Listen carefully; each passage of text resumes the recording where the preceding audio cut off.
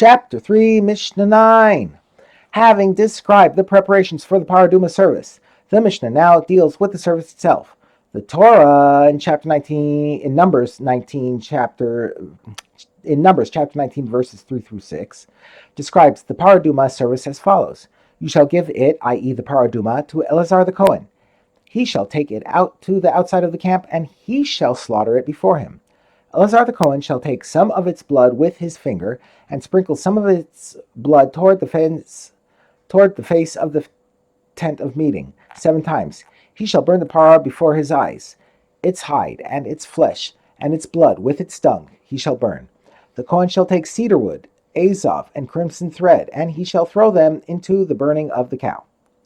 They tied it, i.e. they bound the parah's legs together, with a rope of reed grass, and placed it on top of the pyre.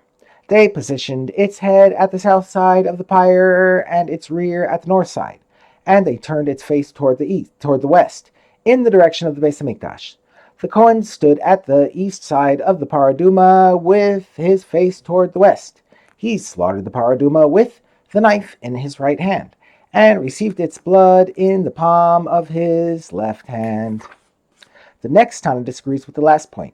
Rabbi Yehuda says he received the blood in his right hand because the paraduma is like a korban, and the law is that the blood of a korban must be received by the Kohen's right hand. Then he put the blood into the palm of his left hand. According to both the Tanna Kama and Rabbi Yehuda, the Kohen had the blood in his left hand at this point. The next step was sprinkling the blood, and he sprinkled the blood with his right, i.e. with the index finger, the finger next to the thumb of his right hand. The Mishnah describes the sprinkling procedure. He dipped his right index finger into the blood in his left palm, and sprinkled the blood 7 times toward the Kodesh HaKodeshim, which was directly opposite to the entrance to the Heichal, the main building of the Beis Hamikdash. There was a dipping for each sprinkling, that is, the Kohen dipped his finger into the blood before each of the 7 sprinklings. When he finished sprinkling, i.e. all 7 sprinklings, he wiped his hand on the body of the parah, so that the remaining blood would also be burned with the parah.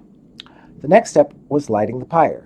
The Kohen came down from the top of the pyre, where he had been standing to slaughter the parah, receive its blood and sprinkle the blood, and lit the fire with twigs. That is, he lit twigs and put them beneath the pyre to ignite the logs. But Rabbi Akiva says he lit the fire even with palm branches.